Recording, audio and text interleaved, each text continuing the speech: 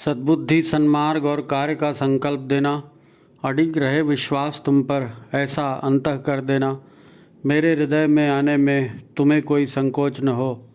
हे गुरुदेव, मुझे नज़रों से दूर कभी न होने देना। हे गुरुदेव, मुझे नज़रों से दूर कभी न होने देना। नमस्कार, गायत्री चिंतन धारा के इस नए एपिसोड में आप सभी का स्वागत है। मित्रों, साधना पर बहुत दिन से चर्चा चल रही थी और उसी सिलसिले में आज का ये महत्वपूर्ण वीडियो है। आज का समय सिर्फ हमारी तुम्हारी नहीं, सारी मानवता और पूरी धरती की तकदीर को बदल के रख देने वाला समय है। क्या रहेगा, क्या नहीं रहेगा, कौन बचेगा, कौन नहीं बचेगा, जिस तरह से मनुष्य पशुता और राक्षसी वृत्ति पर उतर आया है, तो दिख भी रहा है कि असुरता का अंत अब होना शुरू हो गया, प्रारंभ हो गया है। सविता देवता ऊर्जा उड़ेलते जा रहे हैं। सारी ऋषि सत्ताएं और देवगण भी परित्राणाय साधुनाम के दिए अपने वचन पर काम कर रहे हैं। दिमाग पर चढ़ी हुई स्वार्थ और भोग की सतह हमें यदि देखने नहीं दे रही है तो ये हमारी गलती है। हमें अपनी नज़र को सुधारना चाहिए।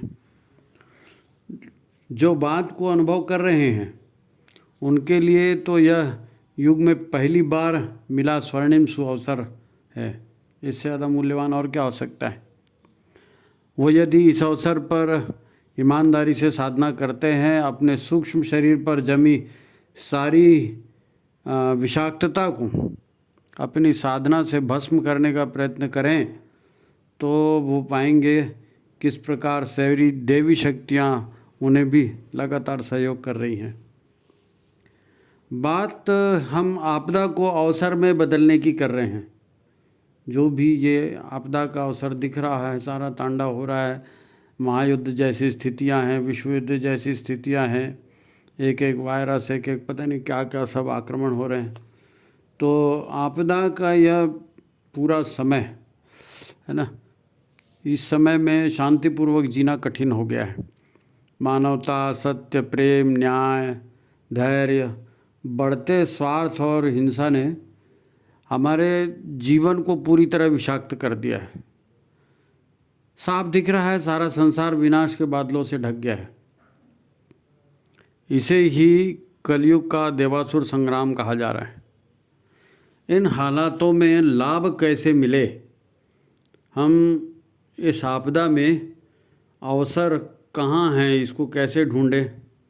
सामान्य आदमी को ये सुअवसर नहीं दिख रहा है, परंतु हमारे युग ऋषि ब्रह्मर्षि ने इसको पहले ही देख लिया था, है नहीं। वो त्रिकालदर्शी हैं। उन्हें क्या मालूम नहीं था क्या दुनिया विनाश के कगार पर खड़ी है और आगे क्या आने वाला है। उनको सब मालूम था।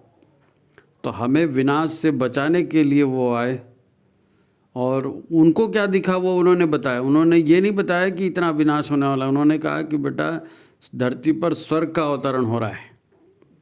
उन्होंने चेतावनी दी, सावधान, युग बदल रहा है। हमें समझ में नहीं आया। उन्होंने बताया कि धरती पर जनसंख्या घटते बढ़ते रहती है, सुखद और दुखद यानी विकास और विनाश की परिस्थितियाँ लगातार बिगड़ते रहती है ना। सिर्फ मनुष्य जो है ये सिर्फ शरीर नहीं है। मनुष्य सिर्फ शरीर नहीं है। आज हम दुख, मुसीबत, परेशानी में हैं, तो उन्होंने हमको समझाने की कोशिश की कि भाई अपने आप को केवल शरीर मत समझो। उन्होंने पुस्तक लिखी, मैं क्या हूँ, है नहीं। शांति कुंज में मंदिर बनाया भटका हुआ देवता का, कहीं और नहीं मिलेगा, शांति कुंज में बनाया। उन्होंने गायत्री मंत्र देकर बताया कि मनुष्य वास्तव में 5 कोशों की बनी हुई एक अद्भुत संरचना है। 5 कोशों की बनी अद्भुत जीवित संरचना है ना, ऊर्जावान। बाहर से दिखने वाला ढांचा तो केवल पृथ्वी, जल, वायु, अग्नि, आकाश, पंच तत्वों का संग्रह मात्र है नहीं। संग्रह, इसका इतना महत्व नहीं है। इसमें महत्व है इसको जो चलाता है, मन, शरीर, है नहीं। उन्होंने मन की प्रचंड शक्तियों को भी समझाया। फिर प्राणमय शरीर को विज्ञान में और आनंदमय और ये सारे पांचों कोशों को उन्होंने स्पष्ट किया, बताया कि भाई हम क्या हैं, हमारी आंतरिक संरचना क्या है। उन्होंने बताया कि शरीर के भीतर जन्म जन्मांतर की नकारात्मक ऊर्जाएं, नकारात्मक संस्कार भरे पड़े हैं। यही हमारी दुर्गति का, दुखों का कारण है। तो साधना के द्वारा, तप के द्वारा इनसे हम मुक्ति पा सकते हैं। इसके लिए उपासना भगवान की करें, गुरु की करें, है नहीं, और अपने अंतःकरण को साध लें। आज हम महत्वपूर्ण विस्तृत जानकारी देंगे और पूरी की पूरी साधना की प्रक्रिया यहाँ समझाने की चर्चा करेंगे।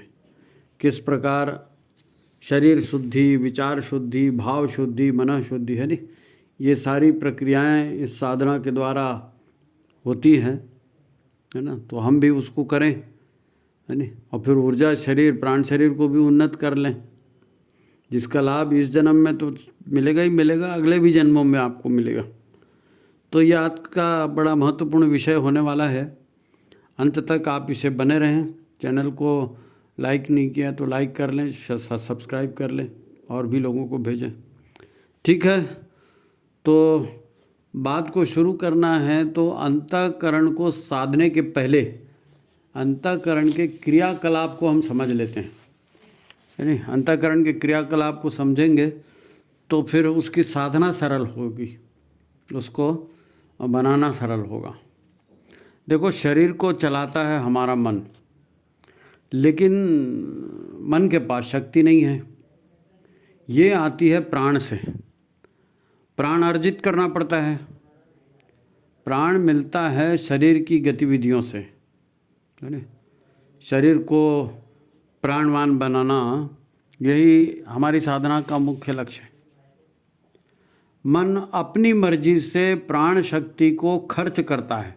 प्राण शक्ति स्वयं कुछ नहीं करती, वो तो शरीर के द्वारा करती है, लेकिन शरीर में शक्ति का नियोजन ये मन करता है। मन प्राण का नियोजन शरीर में करता है तो शरीर काम करता है नहीं। समस्या पैदा भी हमारे मन से ही होती है और समस्या का समाधान भी हमारे मन को ही संयमित करके संभव हो पाता है। तो मन बड़ा महत्वपूर्ण है। मन हमारे सूक्ष्म शरीर का महत्वपूर्ण अंग है। ये उन सारी ऊर्जाओं, अनुभूतियों, कामनाओं का महाभंडार है जो आदिकाल से हमारे चेतन, अचेतन, अवचेतन मन में संग्रहित होती जा रही हैं। इन सारी ऊर्जाओं का महाभंडार है मन। इसी में से कुछ कुछ ऊर्जाएं जो परिपक्व हो जाती हैं, वो फलीभूत होती हैं, उसमें प्राण लगा दिया जाता है तो घटनाएं होना शुरू हो जाती है ना। यह ऊर्जाएं जब तक क्रियान्वित नहीं होती, ये नष्ट नहीं होती पड़े पड़े, है ना। ये सूक्ष्म शरीर को बलपूर्वक विभिन्न गर्भों में, विभिन्न योनियों में ले जाने की क्षमता भी रखती हैं। ये ऊर्जाएं हैं, ऊर्जा ही तो क्षमता रखती है, ले जाती। भावनाएं, कामनाएं, इच्छाएं, कर्म के संस्कार, संकल्प, है ना, इन्हीं से हमारी रुचियां बनती हैं, अरुचियां बनती हैं, स्वभाव बनता है। हम किसी से अनुराग करते हैं, किसी से द्वेष करते हैं, तो उसके पीछे यही सारी ऊर्जाएं हैं, है ना, यही सारी ऊर्जाएं। चूँकि मन इन सारी नकारात्मक और सकारात्मक ऊर्जाओं को मौका पाकर क्रियान्वित करने का काम करता है, तब प्राण ऊर्जा इन्हीं में खर्च होती है।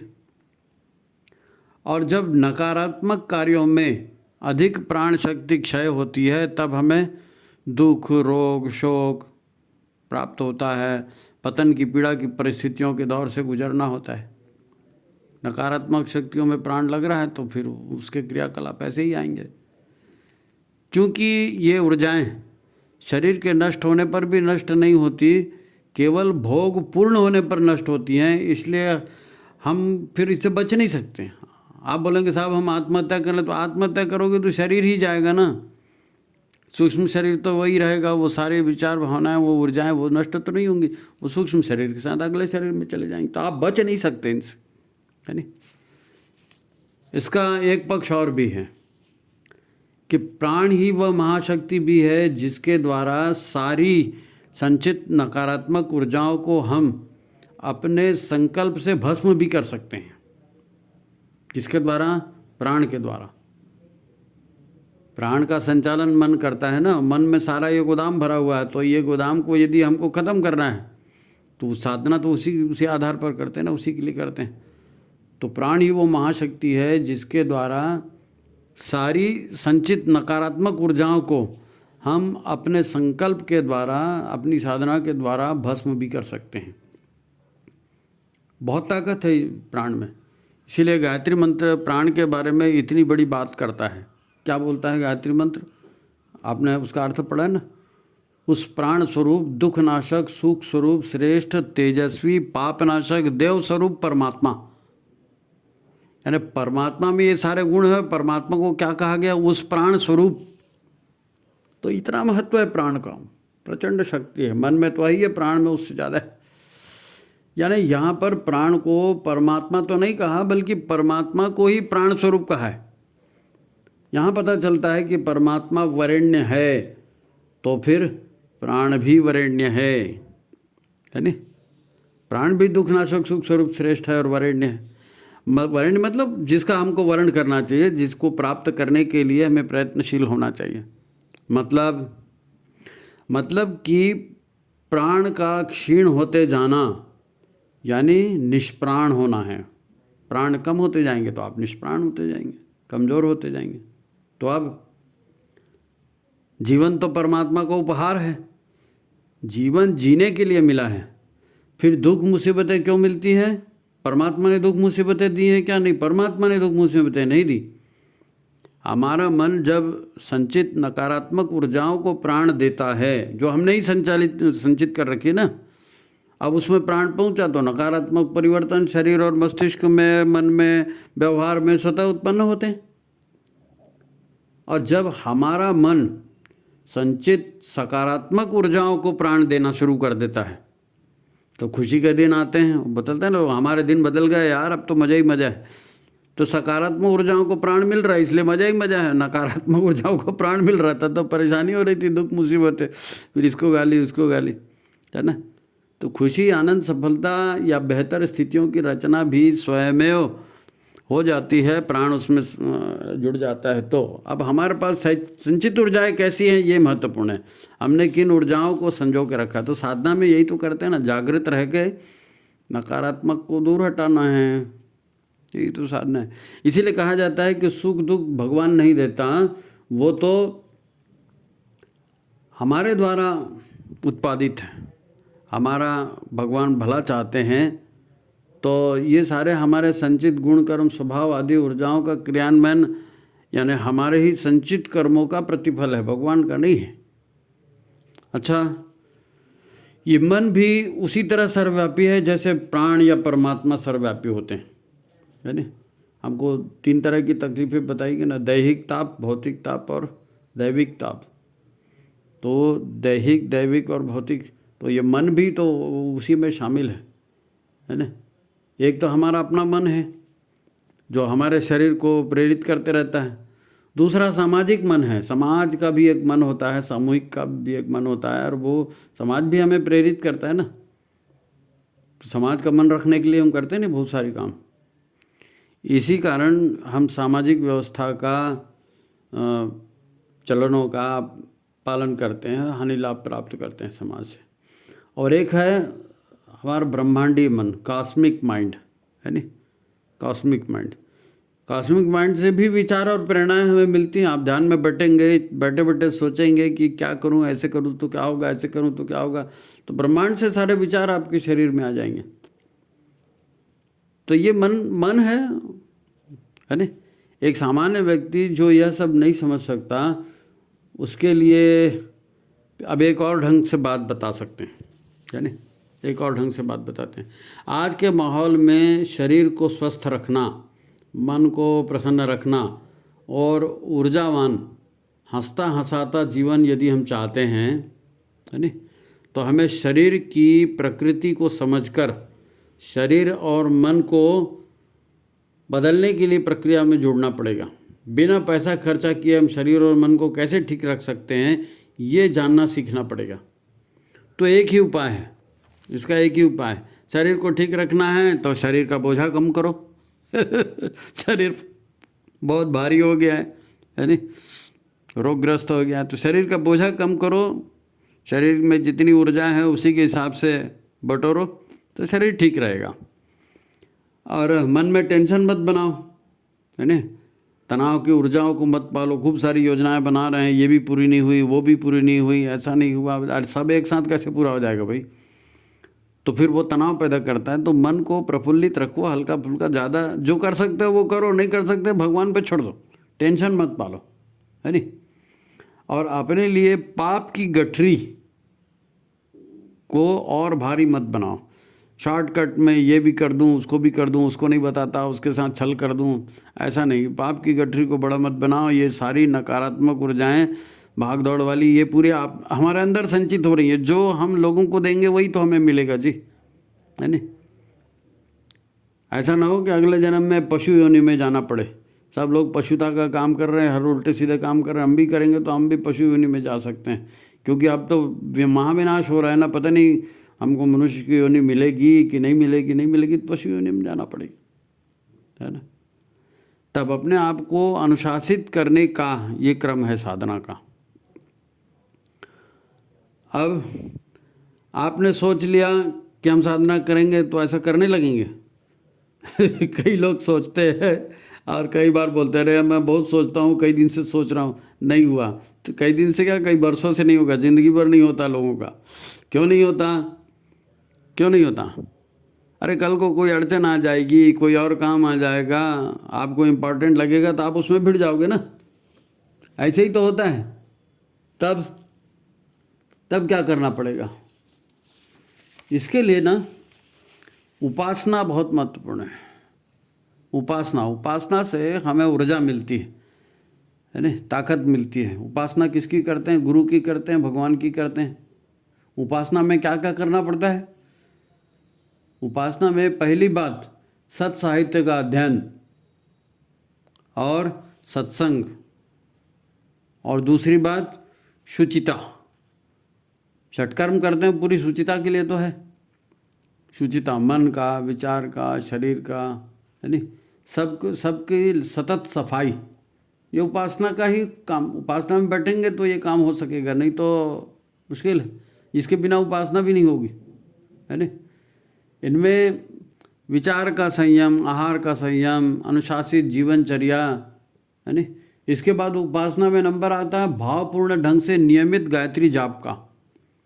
आपने शरीर को, मन को शुद्ध किया, गुरुदेव के साथ बैठे, भगवान के साथ बैठे, दीपक जलाया, है ना।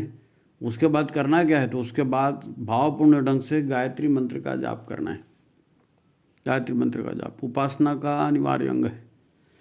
हम लोगों को आदत पड़ गई है, हर बात को हम बड़े हल्के से ले लेते हैं। अभी जो बताया गया ये तो प्राथमिक काम है जी, इतना तो सबको करना ही करना है। दरअसल जब भी गायत्री साधक या गायत्री साधना की बात होती है तो ये साधना केवल जाप की साधना नहीं है, पूजा उपासना की साधना नहीं है। गायत्री साधना बहुत बड़ी चीज़ है। इसको कहते हैं गायत्री के पंचकोशी साधना। क्योंकि गुरुदेव ने कहा ना कि ये शरीर तो पंच तत्वों का बना हुआ है, असली शरीर तो भीतर में चार चार ठो और हैं जी। तो साधना उसी की करनी है मेन। वो जैसा होगा वैसे स्थूल शरीर सुख दुख को पाएगा ना। तो गायत्री की पंचकोशी साधना के बारे में कहा गया। क्यों? क्योंकि काम भले शरीर करता है, शरीर का नाम होता है, शरीर की जाति होती है, और सारी बातें केवल शरीर से जोड़ी जाती हैं। पर ये तो खाली पहला अन्नमय कोश की बात है नहीं, पहले अन्नमय कोश की बात है। इतने में आदमी पूरा कहाँ हुआ जी? मरने के बाद क्या होता है, हैं? अगर शरीर को ही पूरा आदमी मानेंगे तो मरने के बाद तो शरीर पड़ा रहता है, फिर उसको मारो, काटो, जलाओ, कुछ होता है क्या? कुछ नहीं होता, है नहीं। तो असली कर्ता धर्ता और भोक्ता जो है वो तो निकल गया उसमें से, वो सूक्ष्म शरीर था, है नहीं। हमारा असली अस्तित्व तो सूक्ष्म शरीर से ही होता है। तब साधना में इस सूक्ष्म शरीर की साधना की जाती है। साधना में मन, बुद्धि, चित्त, अहंकार, इनको कैसे ठीक करना है, इसकी प्रक्रिया का नाम साधना है। इसी के आधार पर तो शरीर बनता है। सुख दुख, सफलता असफलता, प्रेम दुश्मनी, सब ये शरीर के भीतर की जो ऊर्जाएं, संचित ऊर्जाएं हैं, उसी से मिलता है। इसलिए निगेटिव ऊर्जाओं को, पाप ऊर्जाओं को हम संचित ना करें, श्रेष्ठ ऊर्जाओं को, प्राण का संकलन करें, है नी। इसीलिए ये क्या करना है क्या नहीं करना है, मतलब अपने आप को साधना है, काय के द्वारा, मन के द्वारा, सूक्ष्म शरीर के द्वारा, है नी। इसी को समझने के लिए शुरू में अपन ने जो भीतर की सूक्ष्म ऊर्जाओं की बात करी ना, वो इसी के लिए की। तो फिर कैसे, फिर पूजा उपासना भले आप सुबह 15-20 मिनट की करो, लेकिन ये पंचकोशी साधना तो 24 घंटे चलने वाला काम है। गायत्री साधक 24 घंटे का साधक है, 15-20 मिनट का नहीं है नी।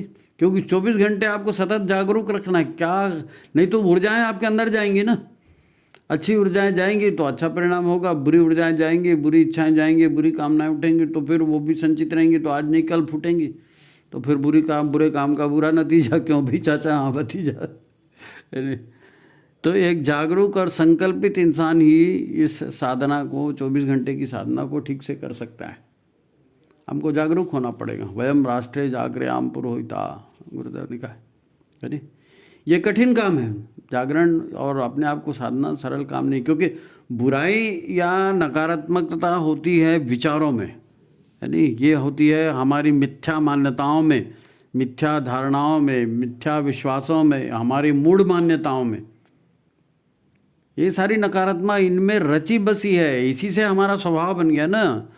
और फिर हम, चूंकि ये हमारा है, इसलिए हमारा अहंकार भी इससे जुड़ गया। तो हम मर जाएंगे लेकिन अपनी बात से टलेंगे नहीं। उसने मेरी बेइज्जती कर दी, उसने मेरा ऐसा कर दिया, उसने मेरा ऐसा, अरे भाई सोचेगा देखेगा कौन, नहीं उसने ऐसा क्यों किया, तो वो अहंकार पे चोट लगती है। सारा खेल इन्हीं मिथ्या धारणाओं, मूढ़ मान्यताओं और मूढ़ विचारों का होता है। तो बिना गुरु या ईश्वर की शरण में जाए यह अहंकार गलता नहीं है, इसीलिए उपासना करनी पड़ेगी। गुरु को कर्ता मानना है, ईश्वर को कर्ता मानना है। कि भाई कर्ता कौन है, गुरुदेव करते हैं। कर्ता कौन है, ईश्वर करता है। ईश्वर करता है, हम करता नहीं हैं। अपने आप को कर्ता भाव से जब तक काटेंगे नहीं, है नहीं, तब तक अहंकार भी जाएगा नहीं। मैं, मेरी मर्जी, मेरी इच्छा, मेरा काम, मेरी जानकारी, मेरी इज्जत, बाप रे, बात बात बात सारी लड़ाइयाँ अहंकार की संतुष्टि के लिए ही तो होती है ना। तो ठीक है, साधना करनी है, तो साधना कैसे करें, ये महत्वपूर्ण हिस्सा है। अब जो ध्यान से सुनना आप, है नी। अब हम आते हैं साधना की प्रत्यक्ष क्रिया विधि पर, कि आखिर आपको साधना करनी माने करना क्या है, करना क्या है।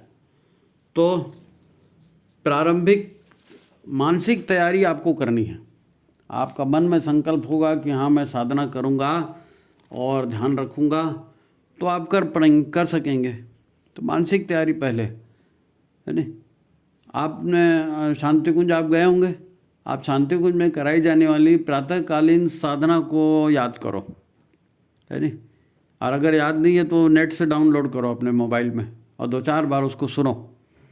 प्रातःकालीन साधना होती है ना 4 बजे, तो आप अपने घर में सुविधाजनक स्थान में ये साधना करेंगे, है नहीं। मच्छर काटते हैं तो मच्छरदानी लगा लें। लंबे समय तक आपको बैठना है इस साधना में, तो फिर बैठने के लिए अगर आपको ज़रूरी लगे तो पतली सी गद्दी का उपयोग भी आप कर सकते हैं, है ना। पद्मासन लगा के, पालथी मार के ज़्यादा देर बैठ नहीं सकते, तो दूसरा तरीका है उसका, है ना। कैसा है, आप पैर को फैला लें सामने, है ना, दोनों पैर सामने करें। फिर बाएं पैर को समेटते हुए बाएं पैर की एड़ी को अपने गुदा और जननांग जो है वहाँ पर टिका कर रखें, है नी। बिना तनाव के, बिना तकलीफ के, बिना दर्द के। कहाँ, बाएं पैर की एड़ी को मूलाधार के पास, जननांग के पास, है ना। और फिर दाहिना पैर मोड़ लें, तो क्या होगा, क्रॉस लेग नहीं होगा, एक के ऊपर पैर नहीं आएंगे, तो आप ज़्यादा देर तक सुविधाजनक ढंग से बैठ सकेंगे, है नहीं। तो ये हो गई बैठने की प्रक्रिया।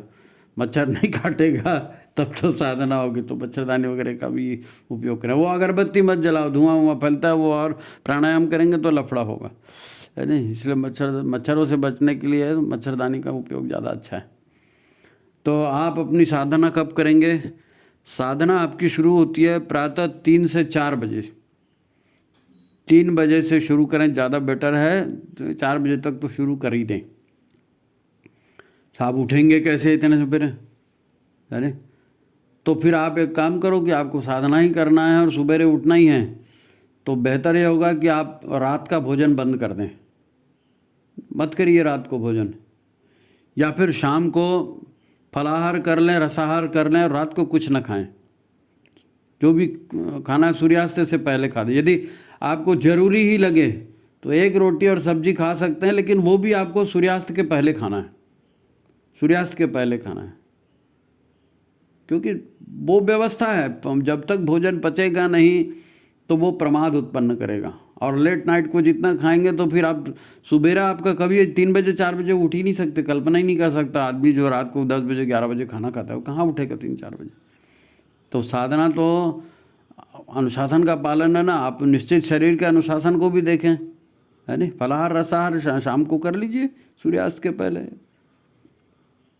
तो अगर आपको विलंब हो जाए कभी किसी कारण से नहीं हो पाया, तो फिर शाम को जो है, रात को मान लो 8-9 बज गए, तो फिर आप केवल रसाहार ले लें, जूस ले लें। मौसम्बी का जूस है ना, अंगूर का जूस है, या किशमिश खा लीजिए। इस टाइप का कुछ थोड़ा बहुत आप कर लीजिए, कोई हैवी आइटम ना जाए, है नहीं। ये केला वेला रात को नहीं खाना, खीरा खा लिए, केला खा लिए, नहीं, ये सब रात को नहीं खाना, है ना। अगर ये खाने पर कंट्रोल नहीं करेंगे तो सुबेरे उठकर फिर आपसे बैठा नहीं जाएगा। सुबेरे खाली पेट बैठना है ना आपको, तब साधना में मन लगेगा। साधना में ये प्रमाद वमाद नहीं चलता। अच्छा, जब बैठे प्रारंभ में तो आपने मच्छरदानी वगैरह लगा ली, गद्दी लगा ली, और आप बैठे। रात को भी आपने खाना नहीं खाया था तो बैठे आप। अब उसके बाद साधना की प्रक्रिया शुरू करेंगे। तो भावनात्मक रूप से आपको शांति कुंज की यात्रा पर जाना है। तो शांति कुंज गेट पर आप बैठ जाइए। शांति कुंज आप भावना करिए कि हम शांति कुंज पहुँच गए, गेट के पास खड़े हैं। तो गेट के पास घुटनों के बल बैठे और गुरु सत्ता को वहीं से नमन करें। हे गुरुदेव, हे माता जी, मैं आ गया हूँ, है ना, आ गई हूँ। वहाँ से नमन करें। फिर क्रमशः प्रखर प्रज्ञा जाएँ, सजल श्रद्धा प्रखर प्रज्ञा को प्रणाम करें। यज्ञशाला जाएँ, है ना, विश्व मंच में प्रणाम करें। फिर सप्त ऋषियों को प्रणाम करें, गायत्री माता को प्रणाम करें। फिर ऊपर गुरुदेव माता जी, गायत्री माता, अखंड ज्योत, है ना, वहाँ महाकाल की स्थापना है, उनको भी प्रणाम करें। ऊपर के कमरे में जाएं, गुरुदेव माता जी का जो साधना कक्ष है वहाँ पहुँचे, वहाँ प्रणाम करें, है ना।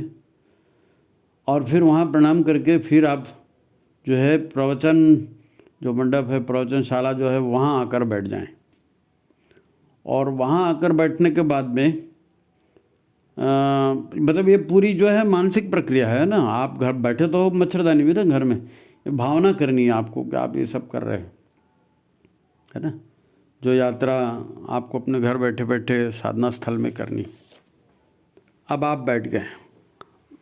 अब शांति कुंज में जब आप प्रातःकाल बैठते हैं तो गुरुदेव की आवाज़ में गायत्री मंत्र गूंजता है, आपको याद है ना। बड़े धीरे धीरे शांत और मधुर स्वर में गुरुदेव कहते हैं। आपको उसी स्वर का अनुशीलन करना है। बैठना कैसे है वो पहले ही बता दिया। तो उस ढंग से बैठेंगे और गायत्री मंत्र का उसी तरह उच्चारण करेंगे। ओम भूर्भुवः स्वाहा, ऐसा गुरुदेव कहते हैं ना। तो अब उसके साथ साथ जब गायत्री मंत्र का उच्चारण आप 24 बार कर लिए, 9 बार कर लिए, जितनी बार करना कर लिए, उसके बाद आपको जो है प्राणायाम की प्रक्रिया शुरू करनी है। प्राणायाम, आप जितनी प्राण शक्ति का धारण करेंगे उतने ही कषाय कल्मश आपके कटेंगे। गुरुदेव ने कहा प्राणायाम से आधि व्याधि निवारण। तो कई प्रकार के प्राणायाम हैं, यहाँ पर हम 2-3 प्रकार के प्राणायाम करेंगे, 2-3 प्रकार के। अच्छा, प्राणायाम शुरू करने के पहले भी आप थोड़ा बहुत आसन कर लें तो ज़्यादा अच्छा है। अगर सूर्य नमस्कार कर सकते हैं तो सूर्य नमस्कार करें, नहीं तो खास करके कमर के, कंधे के, घुटने के, पैर के ये थोड़ी सी फ्लेक्सिबिलिटी बढ़ाने के लिए कुछ आसन कर लें आप 10-15 मिनट। उसके बाद आप ये गुरुदेव के ध्यान में, गायत्री मंत्र के ध्यान में बैठें। अब आप बैठे है ना, और 24 बार गायत्री मंत्र का उसी तरह हालो धीरे धीरे जो गुरुदेव उच्चारण करते हैं उसी तर्ज में मान के चलिए कि गुरुदेव के साथ साथ आप उच्चारण कर रहे हैं। मुंह नहीं हिलाना है, मन ही मन करना है। वहाँ पर भी माता जी ये कहती ना मन ही मन उच्चारण करें, तो आपको मन ही मन उसका उच्चारण करना है। ये मन ही मन उच्चारण पूरी, अब आगे की पूरी प्रक्रिया में ये मन ही मन उच्चारण चलते रहेगा आपका। आप कोई भी प्राणायाम करें इसी सुर ताल में गायत्री मंत्र का उच्चारण लगातार चलेगा और इसका परिणाम आपको दिखेगा। आप महीना 2 महीने इस तरह की साधना करेंगे ना, तो आपके भीतर गायत्री का अजपा जाप शुरू हो जाएगा। आपका ध्यान रहेगा, आप उपासना करेंगे, इस तरह की साधना करेंगे ना, तो गायत्री का जाप आपके भीतर में अजपा जाप अपने आप चालू हो जाएगा। तो बड़ी महत्वपूर्ण प्रक्रिया इसको करेंगे। तो पहला जो प्राणायाम आपको बैठ के करना है, पहला जो प्राणायाम करना है वो नाड़ी शोधन का है ना। नाड़ी शोधन का प्राणायाम आपको मालूम है, अनुलोम विलोम प्राणायाम करते हैं नाड़ी शोधन का। तो जैसा आपको बैठेंगे आप, रीढ़ की हड्डी सीधी रहेगी है ना, और बाएं नाक से और दाहिने नाक से सांस लेना और छोड़ना, वो आप जानते हैं अनुलोम विलोम प्राणायाम। तो उस तरह का प्राणायाम करेंगे, लेकिन श्वास लेना और छोड़ना ये पूरा नाभि से होना चाहिए। जब आप श्वास ग्रहण करेंगे तो लंबी श्वास ग्रहण करेंगे और भावना करेंगे, मतलब अनुभव करिए श्वास भीतर जा रही है, पूरी नाभि तक जा रही है। और जब आप श्वास छोड़ेंगे तो भी श्वास छोड़ते छोड़ते जब पेट में दबाव पड़ेगा, आखिरी आएगी तो आपके नाभि दबनी चाहिए। ये सूर्य केंद्र है, सविता देवता की कृपा प्राप्त करनी है, सूर्य तत्व को अपने भीतर बढ़ाना है, नाभि तक श्वास लेना बहुत ज़रूरी है। लंबी श्वास लें। आपने वो श्वास विज्ञान पढ़ा होगा तो उसमें मालूम है कि जितनी लंबी श्वास होगी, जितनी गहरी श्वास होगी, उतनी आपकी उम्र बढ़ेगी, है ना, शक्तिवान आप बनेंगे।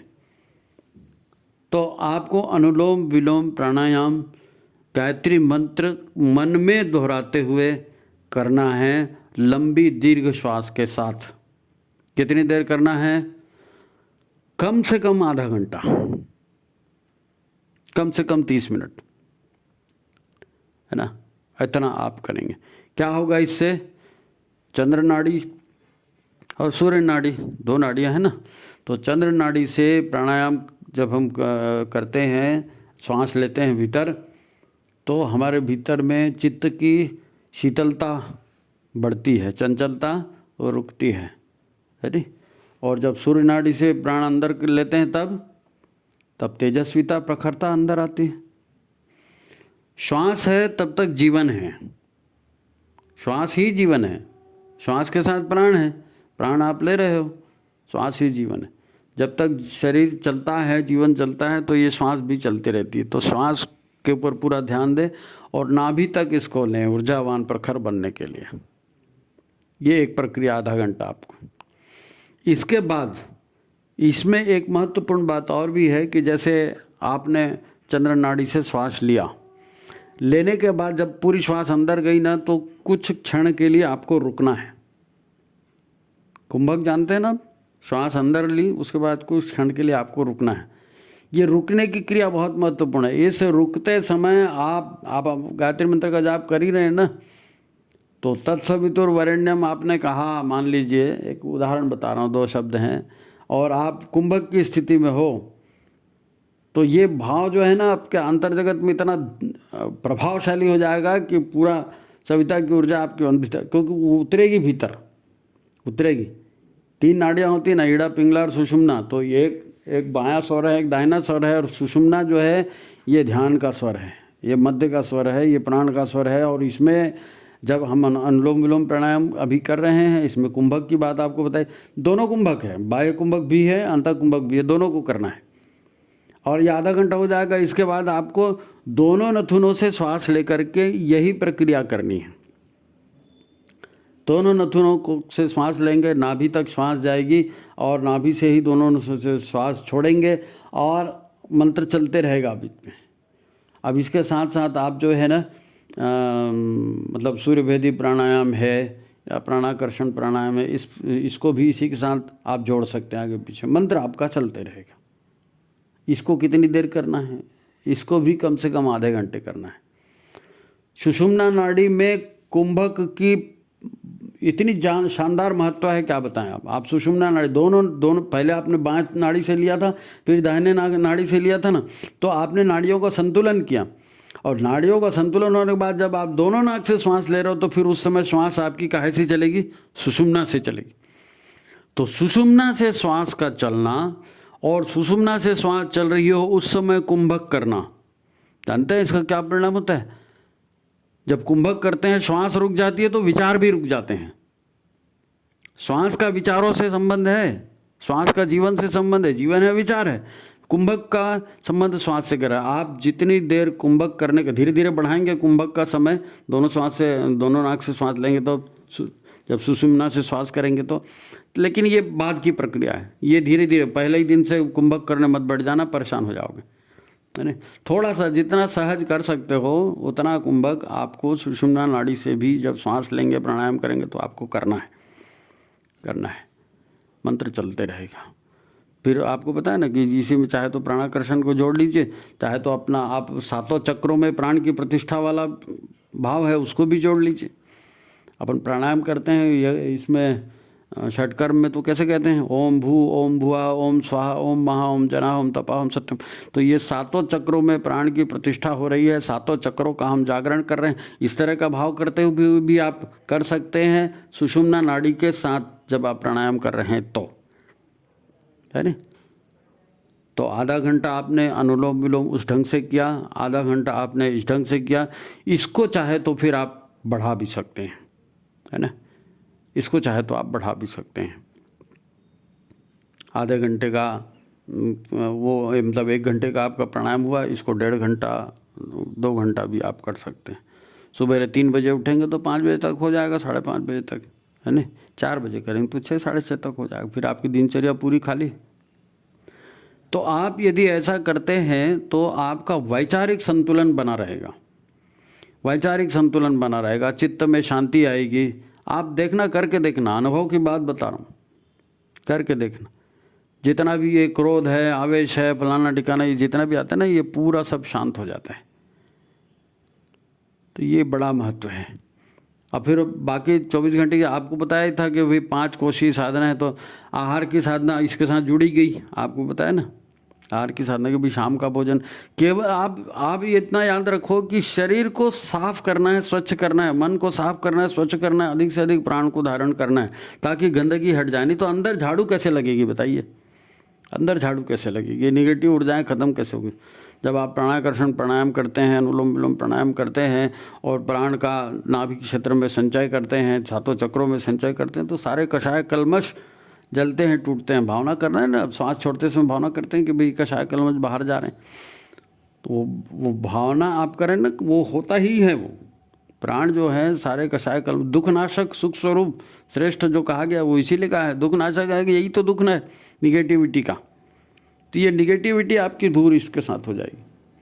तो गुरुदेव ने बहुत अच्छा सूत्र दिया है, हम गुरु से जुड़ के रहें, गुरु से जुड़ के रहें। और आप ये मान लो भाई, लोग ये बोलते हैं अरे हमने सुबेरे उठता हूँ, साधना करता हूँ, 15-20 मिनट तो लग ही जाते हैं। अरे 15-20 मिनट तो रूटीन में शामिल हो गया आपका।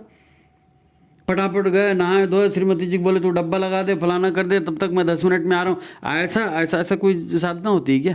आपने नहीं 3 माला घुमा दिया, 5 माला घुमा दिया, ध्यान कहीं और है, कुछ और कहीं है, इधर मच्छर काट रहा है, उधर पत्नी चिल्ला रही, बच्चे, ऐसे साधना नहीं होगी, ऐसे साधना नहीं होगी। ये साधना है भी नहीं, ये उपासना के लिए आप बैठे हो, पूजा के लिए। पूजा की उपासना हो तो उसमें भी तो मन तो उसमें भी लगना चाहिए ना। साधना दिन भर जागृत रहकर, सचेत रहकर, है ना। सार सार को गही रहे, थोथा दही उड़ाए, नीर क्षीर विवेकी बनना पड़ेगा, है ना। दूध दूध को पी जाए, पानी पानी को छोड़ दें। गुरुदेव का ध्यान करें। गुरुदेव आपको देवता बनाना चाहते हैं, इसीलिए सारा इंतजाम है, इसीलिए अखंड ज्योति है, इसीलिए सारा साहित्य है, इसीलिए शांति कुंज है, इसीलिए सारी युग निर्माण की प्रक्रिया है। मनुष्य तो देवता है ही, मनुष्य देवता है ही, ये सारा आडंबर हटाना है, यही साधना है। और अभी करना इसलिए ज़रूरी है कि अभी सारे ऋषि मुनि, सारी देव सत्ताएँ सबका संरक्षण करने में जुटी हैं, चुन चुन कर। जो भी कर रहा है, कुछ बिगड़ रहा है, तो वहाँ से आपको अपने आप सुझाव आएगा ठीक करने का। और सविता देवता तो मारे विस्फोट हो ही रहे हैं ऊर्जा का, तो वहाँ से प्रचंड प्रवाह चल रहा है और युग बदल रहा है, ये तय है। विनाश होगा ये भी तय है, यदि जनसंख्या नहीं रहेगी ये भी तय है। सवाल ये है कि हमारा फ्यूचर, तो यदि हमने अपने भीतरी शरीर को, सूक्ष्म शरीर को ठीक कर लिया है ना, उसकी सारी निगेटिविटी खराब कर दी, तो फिर हमारे लिए अच्छे दिन शुरू हो गए।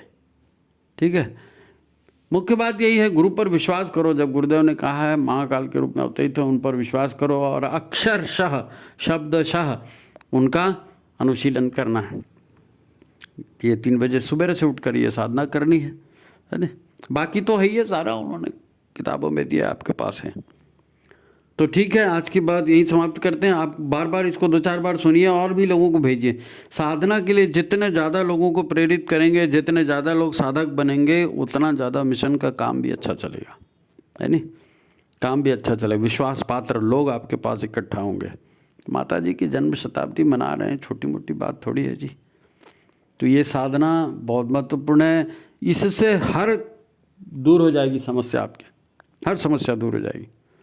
तो ठीक है, गुरु की भावनाओं को समझे, है ना, उनके विचारों पर मनन करें, गुरु की कृपा होगी। सभी को शुभकामनाएं, साधना में जुटे सभी लोग, सबको प्रणाम, नमस्कार।